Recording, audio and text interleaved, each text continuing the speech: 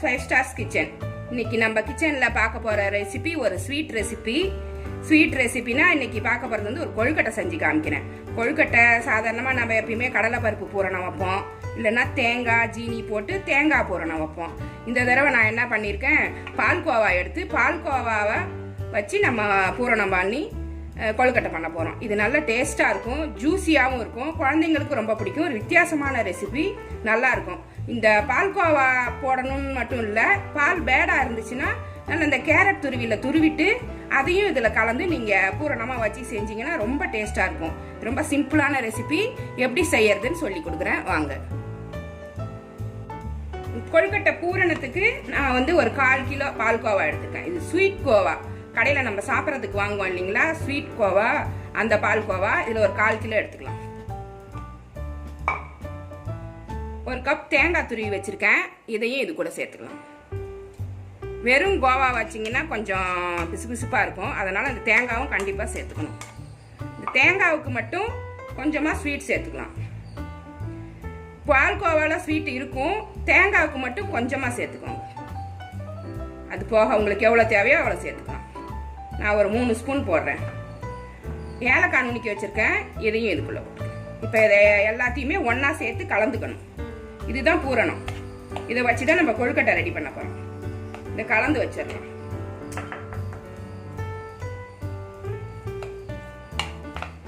நல்லா எல்லா பக்கமும் இந்த ஸ்வீட்டு இந்த பால்கோவா எல்லாமே கலக்கிற மாதிரி நல்லா கலந்து விட்டு எடுத்து வச்சுக்கோங்க. பூரணம் ரெடி ஆயிடும்.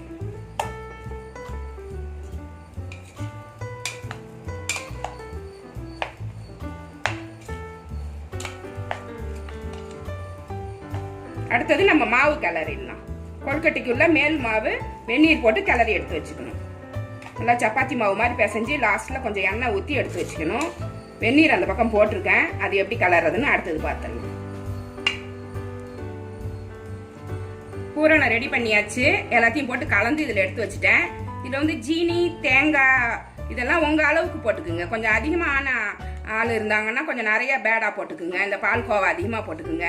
தேங்காய் ஜீனியும் உங்கள் ஸ்வீட்டுக்கு தகுந்த மாதிரி போட்டுக்கோங்க. கொஞ்சம் கூட ஜீனி போட்டுட்டிங்கனாக்கா கொஞ்சம் நல்லா தான் இருக்கும். ஸ்வீட் கொழுக்கட்டை இல்லையா, கொஞ்சம் ஸ்வீட் அதிகமாக இருந்துச்சுன்னா கூட நல்ல டேஸ்ட் வரும். அது மாதிரி நீங்கள் போட்டு இதை ரெடி பண்ணி எடுத்து வச்சுக்கோங்க. இப்போ நம்ம மாவு பிசைஞ்சிடலாம். கொழுக்கட்டை மேல் மாவுக்கு 2 கப் மாவு எடுத்திருக்கேன். இது வந்து இடியாப்ப மாவு. அரிசியை பச்சரிசி 1 மணி நேரம் ஊற வச்சு நல்லா காய வச்சு அரைச்சி எடுத்து வைப்பான் இல்லைங்களா, இடியாப்ப மாவு. அந்த இடியாப்ப மாவு இது 2 கப் எடுத்து வச்சிருக்கேன். வறுக்க தேவையில்லை, இது புட்டுக்கு தான் வறுக்கணும். இதுக்கு அளவா உப்பு போட்டுக்குங்க, கொஞ்சமா போட்டுக்குங்க, போதும். வெந்நீர் சூடு பண்ணி வச்சிருக்கேன், அதுலேருந்து கொஞ்சம் கொஞ்சமா ஊற்றி இதை கிளறிக்கணும். ஃபர்ஸ்ட்டு கரண்டியால் கிண்டிட்டு அதுக்கப்புறம் கையால் பிசைஞ்சிக்குங்க. சப்பாத்தி மாவு மாதிரி கிண்டணும். சப்பாத்தி மாவு மாதிரி பிசைஞ்சு ரெடி பண்ணி வச்சுக்கணும். அப்போதான் நல்லா இருக்கும். மாவு தண்ணியாக இருந்தால் கொழுக்கட்டை வந்து குழக்குழன்னு இருக்கும், நல்லா இருக்காது. மேல் மாவு கெட்டியாக இருந்தால் தான் நல்லா அந்த கொழுக்கட்டை பிடிச்சி வரும், அச்சிலையும் ஒட்டும். கொஞ்சம் கொஞ்சமாக ஊற்றி கிளறிக்கிங்க. மொத்தமாக ஊற்றுனீங்கன்னா தண்ணியாக போயிடும் மாவு.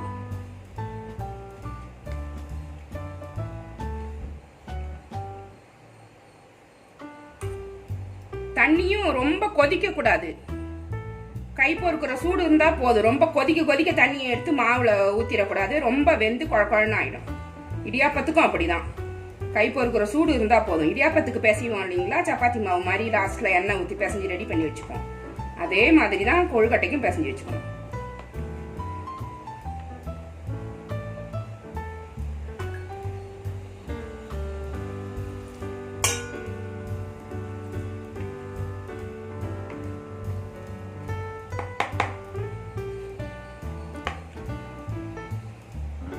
இந்த மாதிரி கெட்டியா பிசைஞ்சு எடுத்துக்கோங்க.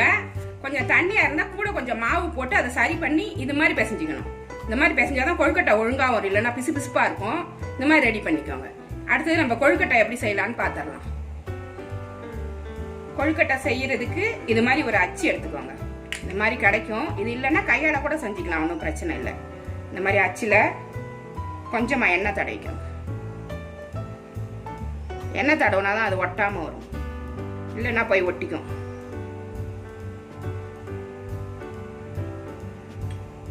ஃபுல்லாக தடவியாச்சு. இதை லாக் போட்டுருவோம்.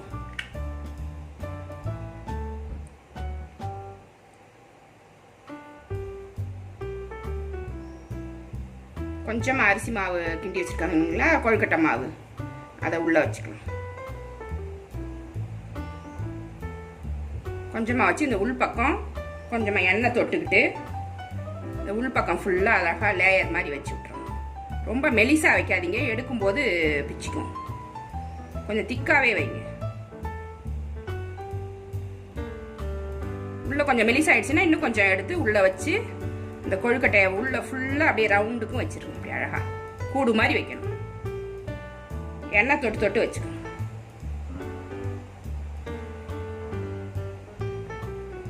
கொஞ்சம் இல்லாத பக்கத்துக்குலாம் கொஞ்சம் எடுத்து ரெடி பண்ணி உள்ளே வச்சுக்கலாம். கொஞ்சோண்டு மாவு எடுத்து அதை சரி பண்ணிக்கலாம். இந்த மாதிரி கூடு மாதிரி வச்சிடணும். இப்போ இதுக்குள்ளே பூரணத்தை வச்சிடணும். கொஞ்சமாக எடுத்து இதுக்குள்ளே வச்சிடணும்.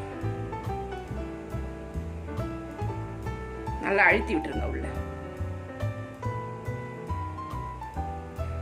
திரும்ப கொஞ்சமாக மாவு எடுத்து இது மேலே வச்சிடணும். நல்லா உள்பக்கம் அழுத்தி விடுங்க. சரியாக அழுத்தலைன்னா வெந்து வரும்போது இந்த அடியில் வச்ச மாவு மட்டும் தனியாக அப்படி ஓப்பன் ஆகிக்கும். அதனால உள்பக்கம் நல்லா அழுத்தி விட்டு வைக்கணும். இந்த அச்சு இருந்தால் தான் செய்யணும்னு இல்லை, கையாலையும் செஞ்சு காமிக்கிறேன்.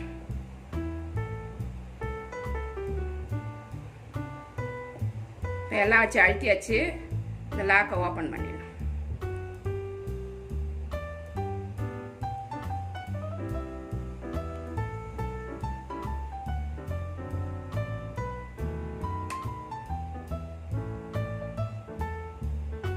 மெதுவாக எடுங்க, இல்லைன்னா அது கொழுக்கட்டை உடஞ்சிடும். இந்த மாதிரி அழகாக வந்துடும். நல்லா கோபுரமாக அழகாக வந்துடும். இது மாதிரி இன்னொன்று செஞ்சு காமிக்கிறேன்.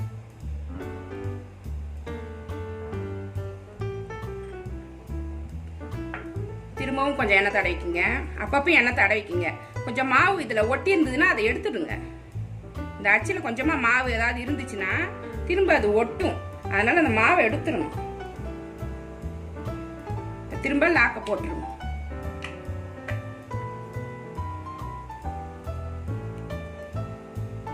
இதுக்குள்ள மாவை வச்சு அழுத்தி விட்டுருங்க. கொஞ்சமா எண்ணெயை தொட்டு இந்த உள்பக்கமா இதை கூடு மாதிரி செஞ்சு வச்சிருங்க. உள்பக்கம் எல்லா பக்கமும் அழகா கொஞ்சம் திக்காவே செய்யுங்க. அப்பதான் கொழுக்கட்டை பிச்சிக்காம வரும். மெலிசா இருக்கிற பக்கத்துக்கு எக்ஸ்ட்ரா கொஞ்சம் எடுத்து தான் வைக்கணும். நம்ம பத்தாத எடுத்துக்கலாம்.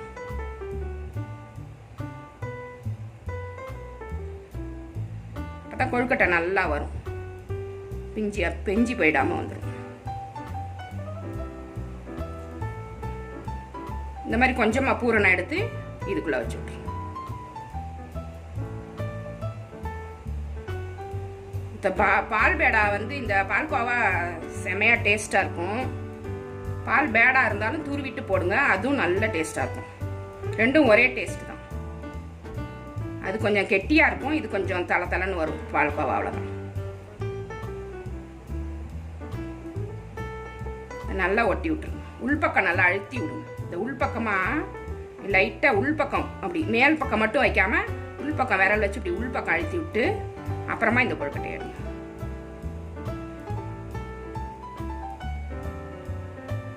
நல்லா செட் பண்ணி முடிச்சதுக்கு அப்புறம் திறங்க. சரியா அழுத்தாம எடுத்தீங்கன்னா அப்புறம் ஒரு பக்கம் பிச்சுக்கிட்டு வந்துடும். இப்படி அழகா வந்துடும். இது மாதிரி எல்லா கொழுக்கட்டையும் நம்ம செஞ்சு வச்சிடலாம். இப்போ எல்லா கொழுக்கட்டையும் ரெடி பண்ணியாச்சு. இதை என்ன பண்ணணும், இந்த மாதிரி ரெடி பண்ணி வச்சுட்டு அவிக்க வேண்டியதுதான். ஆனால் அதுக்கு முன்னாடி ஒன்று நீங்கள் பார்க்கணும். ஒரு தடவையும் கொழுக்கட்டை ரெடி பண்ணி முடிச்ச உடனே இந்த அடியை பார்க்கணும். இந்த அடியில் இந்த லாக் மாதிரி இப்படி போட்டு விட்ருங்க. அப்படி இந்த லேசாக அழுத்தி விட்டுருங்க. ஏன்னா அந்த ஓட்டையை அடைக்கிறதுக்காக கொஞ்சம் மாவு வச்சோம் பார்த்தீங்களா, அது அப்படியே திறந்துக்கும் அவிக்கும் போது. அதனால இப்படி லேசாக அப்படி அழுத்தி விட்டுருங்க. அப்புறம் இந்த பூரணம் எங்கேயாச்சும் வெளியில வந்துருந்துச்சு, சரியா உள்பக்கம் மாவு வைக்கல, பூரணம் தெரியுதுன்னா கொஞ்சமா வெள்ளை மாவு எடுத்து அது மேல வச்சு அழுத்தி விட்டு ரெடி பண்ணிக்கோங்க. இப்ப சொல்றப்ப போர் அடிக்கும். அப்படி சரியா செய்யலைன்னா அவிச்சு எடுக்கும் போது வெளியில வந்துடும் பூரணம். அதனாலதான் கொஞ்சம் சொல்றேன் நான். இந்த மாதிரி ஃபாலோ பண்ணீங்கன்னா உங்களுக்கு அழகா கொழுக்கட்டை ரெடி ஆயிரும். அடுத்தது சாதாரணமாக கையில் எப்படி செய்யறதுன்னுட்டு அதையும் சொல்லி காமிச்சிடுறேன்.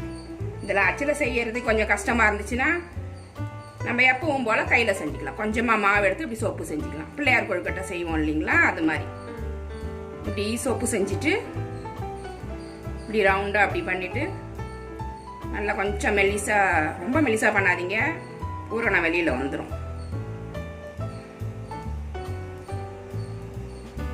கொஞ்சமாக பூரணம் வச்சுட்டு இதை உள் பக்கம் இப்படி வச்சுட்டு அழுத்திட்டு இப்படி மூடி விட்டுருங்க.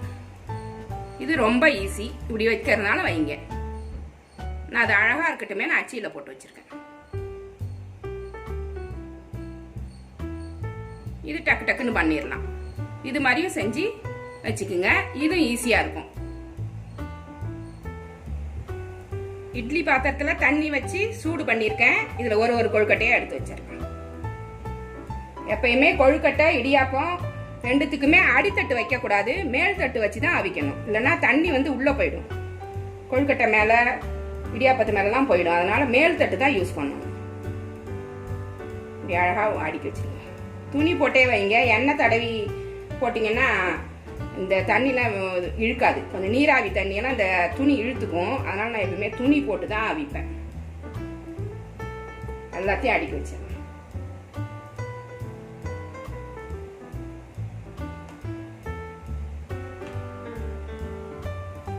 அடிக்காச்சு. துணியை லேசாக அப்படி உள்ள எடுத்து விட்டுட்டு மூடிடலாம்.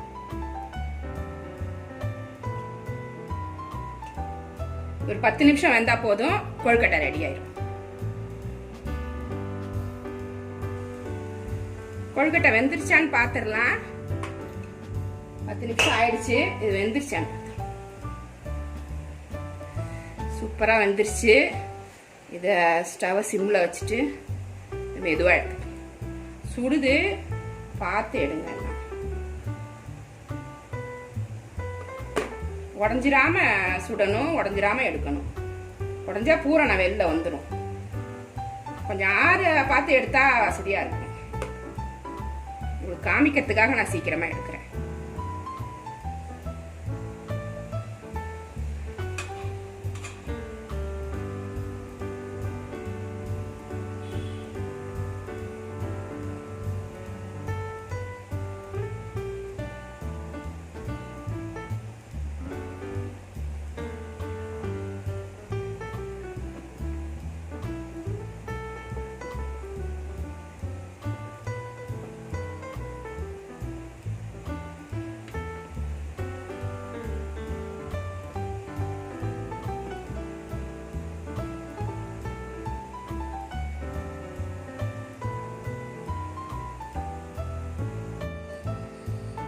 பால்கோவா கொழுக்கட்டை சூப்பராக ரெடி ஆயிடுச்சு. இது ரொம்ப டேஸ்டாக இருக்கும். நீங்களும் உங்கள் வீட்டில் செஞ்சு பாருங்க.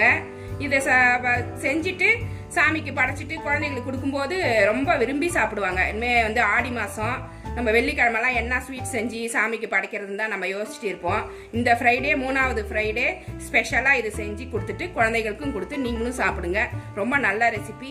இந்த ரெசிபி உங்களுக்கு பிடிச்சிருந்தா என்னோட சேனலை சப்ஸ்கிரைப் பண்ணுங்க. மறக்காம பெல் ஐக்கான் அழுத்திடுங்க. அப்போதான் அடுத்தடுத்து நான் போடுற ஒவ்வொரு வீடியோவும் உங்களுக்கு சீக்கிரமாக வந்து சேர்ந்துடும். அதுபோல் என்னோட சேனலை லைக் பண்ணுங்க, ஷேர் பண்ணுங்க, கமெண்ட் பண்ண மறக்காதீங்க. இவ்வளோ நேரம் என்னோட வீடியோவை பார்த்த எல்லாருக்கும் நன்றி. தேங்க்யூ.